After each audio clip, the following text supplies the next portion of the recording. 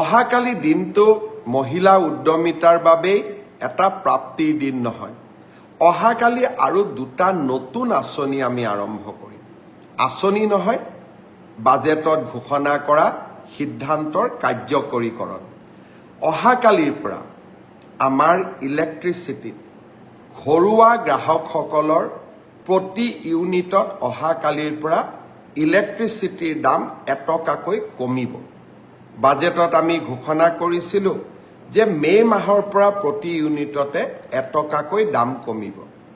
অহাকালিৰ পৰা দাম কমিলেও মে' মাহৰ বিলখনতহে আপোনালোকে ইয়াৰ ফলাফল পাব, কাৰণ কালিৰ পৰা আপোনালোকে যি ইলেক্ট্ৰিচিটি ব্যৱহাৰ কৰিব তাৰ দাম আমি এটকাকৈ প্ৰতি ইউনিটত কমকৈ ল'ম। উদ্যোগ খণ্ডৰ বাবে আমি 25 পইচা হ্ৰাস কৰিছোঁ আৰু ঘৰুৱা উপভোক্তাসকলৰ বাবে এটকা হ্ৰাস কৰিছোঁ।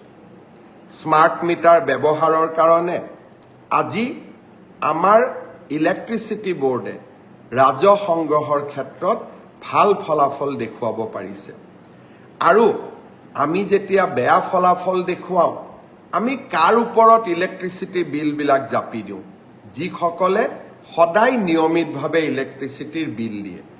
চৰকাৰে যেতিয়াই বিদ্যুৎ যোগানত লোকচান হয়, আপোনালোকে ধৰি ল'ব যে নিয়মিতভাৱে যিসকলে বিদ্যুতৰ বিল দিয়ে তেওঁলোকৰ ওপৰতে আমি বিদ্যুতৰ বোজা জাপি দিওঁ, আৰু যোনে বিল নিদিয়ে তেওঁলোকে নিদিয়াকৈ থাকি যায়।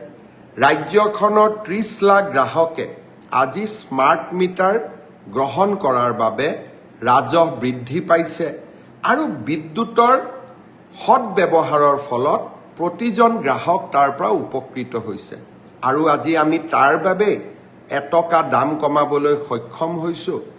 এই বছৰৰ শেষৰ ফালে মই চেষ্টা কৰিম আৰু এটকা, আৰু যদি এটকা নোৱাৰোঁ অন্ততঃ 50 পইচা আমাৰ দৰিদ্ৰ আৰু মধ্যবিত্ত গ্ৰাহকসকলৰ বাবে হ্ৰাস কৰাৰ বাবে আমি আৰু এটা প্ৰচেষ্টা ল'ম।